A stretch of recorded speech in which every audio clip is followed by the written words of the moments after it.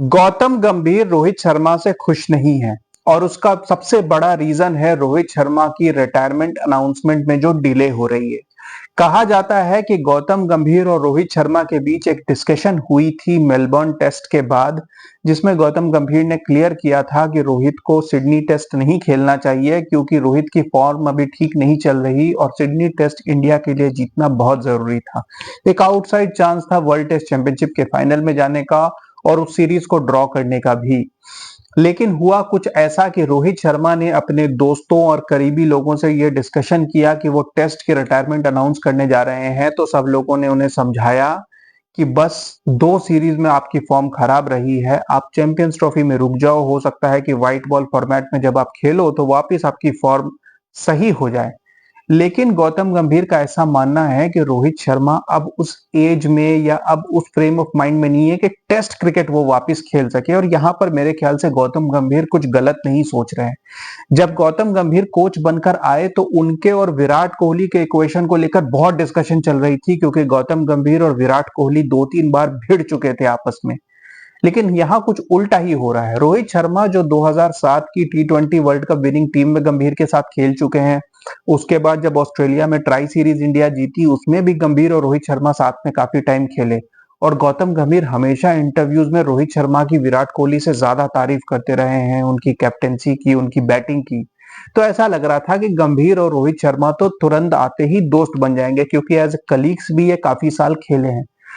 लेकिन अब ये समझ में आ रहा है कि गौतम गंभीर के ऊपर बहुत ज्यादा प्रेशर है। गौतम गंभीर की कोचिंग में टीम इंडिया का ग्राफ ड्रास्टिकली नीचे गया है, क्योंकि गौतम गंभीर जब कोच बने रादर, तो टीम इंडिया ठीक रोहित शर्मा की कैप्टेंसी में टी20 वर्ल्ड कप जीत के आया था और टेस्ट में एक आप कह सकते हो कि एक अनबिलीवेबल स्ट्रीक पे चल रहा था। 12 सालों से होम में नहीं हारा था, वर्ल्ड टेस्ट चैंपियनशिप की टेबल में सबसे ऊपर था, ओडीआई वर्ल्ड कप के फाइनलिस्ट थे। लेकिन जैसे ही गौतम गंभीर कोच बने, टेस्ट में इंडिया हारना शुरू हो गई। बॉर्डर गवस्कर ट्रॉफी 10 साल बाद हार गई, होम में 12 साल बाद व्हाइट वॉश हो गया, ओडीआई सीरीज 27 साल बाद श्रीलंका से हार गए, 22 सालों बाद या कुछ ऐसा साल रहा जिसमें इंडिया एक भी वनडे मैच नहीं जीत पाया। हालांकि ये रिकॉर्ड जबरदस्ती का है, क्योंकि पूरे साल में इंडिया ने सिर्फ 3 ओडीआई मैचेस खेले थे। लेकिन अब चैंपियंस ट्रॉफी कहीं ना कहीं गौतम गंभीर के लिए भी बहुत जरूरी हो गई है, क्योंकि अगर चैंपियंस ट्रॉफी में भी इंडिया खराब परफॉर्मेंस देती है तो हो सकता है कि गौतम गंभीर की कोचिंग टेन्योर को यहीं रोक दिया जाए और एक नया कोच बनाया जाए, क्योंकि गौतम गंभीर की कोचिंग में समझ में ही नहीं आ रहा है कि टीम की परफॉर्मेंस इतनी नीचे क्यों जा रही है। और रोहित शर्मा जिनका फॉर्म अब खराब चल रहा है,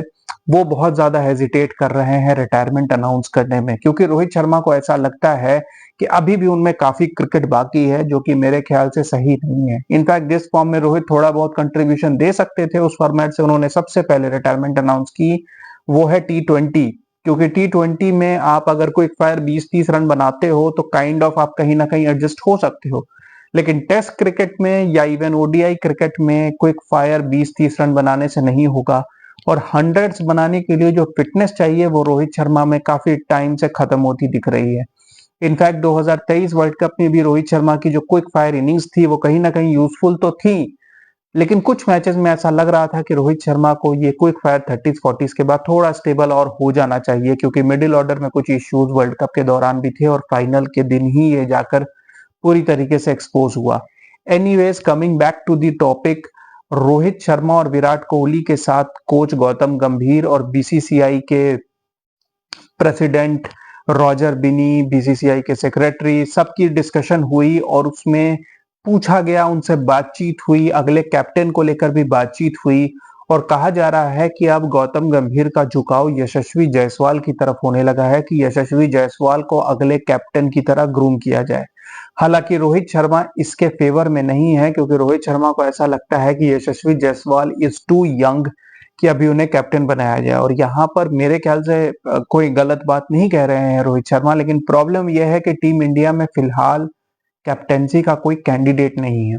अगर आप केएल राहुल को एक कैप्टन बनाने के बारे में सोच सकते हैं, क्योंकि केएल राहुल एक्सपीरियंस वाइज भी इस वक्त टीम में आप कह सकते हो कि एक अच्छे पोजीशन पे है, बैटिंग में सबसे ज्यादा एक्सपीरियंस उन्हीं के पास है रोहित और कोहली के बाद, और वो दोनों कैप्टेंसी के लिए अब कंसिडर नहीं हो रहे हैं। किसी ऐसे कैप्टन को अभी कंसिडर किया जाएगा जो एटलीस्ट 3 से 4 साल टीम इंडिया को, या एटलीस्ट अगले वर्ल्ड टेस्ट चैंपियनशिप के साइकिल तक टीम इंडिया को कैप्टन कर सके, क्योंकि उसके बाद मे बी परफॉर्मेंस बेसिस पे शुभमन गिल या यशस्वी जायसवाल में से कोई कैप्टन बनने के लायक हो जाए। ऋषभ पंत की काफी इनकंसिस्टेंट परफॉर्मेंसेज रही हैं, और जितने कैजुअल वो दिखते हैं कैप्टेंसी मेरे ख्याल से उनके बस की है नहीं। तो ये डिस्कशन भी बहुत ज्यादा हीटेड हो रहा है। केएल राहुल एक ऐसे प्लेयर हैं जिनके ऊपर भरोसा किया नहीं जा सकता, क्योंकि उनकी परफॉर्मेंस जब ऐसा लगता है कि अब केएल राहुल परफॉर्मेंस देने लगे हैं, उनकी परफॉर्मेंस डाउन चली जाती है। इस बॉर्डर गावस्कर ट्रॉफी में भी पहले 2 मैच में परफॉर्मेंस देने के बाद अगले 3 मैचेस में केएल राहुल की फिर से परफॉर्मेंस गिर गई। तो केएल राहुल को टीम में रखा जाए या ना रखा जाए, यही बहुत बड़ी बात है। कैप्टेंसी उनको देना तो बहुत दूर की चीज है। तो इसको लेकर के भी काफी प्रॉब्लम्स चल रही हैं, और शायद इस वजह से भी रोहित शर्मा को ऐसा लगता है कि फिलहाल उनका टीम में बने रहना जरूरी है। चैंपियंस ट्रॉफी कुछ हद तक विराट कोहली, रोहित शर्मा दोनों के लिए बहुत ही जरूरी टूर्नामेंट है, क्योंकि कहीं ना कहीं उनका फ्यूचर अब इस सीरीज पे डिपेंड करता है। अगर इस सीरीज में खराब परफॉर्मेंस हुई तो हो सकता है कि इन दोनों को टीम से बाहर कर दिया जाए। केएल राहुल अभी एक ऐसी सिचुएशन में है जहां खराब परफॉर्मेंस के बावजूद टीम में लैक ऑफ ऑप्शंस के कारण उनको शायद टेस्ट कैप्टेंसी मिल जाए अगले वर्ल्ड टेस्ट चैंपियनशिप साइकिल में। इनफैक्ट उन्होंने रोहित शर्मा की जगह ओपनिंग पोजीशन को भी होल्ड किया था, तो हो सकता है कि एज एन ओपनर उनको लंबा रन मिल जाए अगले 2 सीरीज के लिए, अगले 2 सालों के लिए रादर, अगले वर्ल्ड टेस्ट चैंपियनशिप की ये जो साइकिल है। और केएल राहुल ने इंग्लैंड में 2 बार कंटिन्यूअसली 2018 और 2021 की सीरीज में ओपनिंग की है, तो 2025 में भी शायद उस एक्सपीरियंस की वजह से उनको एक अपॉर्चुनिटी और मिल जाए। पिछले दोनों टूर पे हालांकि उन्होंने एक सेंचुरी बनाई है, लेकिन ओवरऑल अगेन उनका सीरीज एवरेज वही मिड 30s के आसपास रहा है, क्योंकि 2-3 अच्छे परफॉर्मेंसेस के अराउंड उनके 4-5 फेलियर्स आ जाते हैं।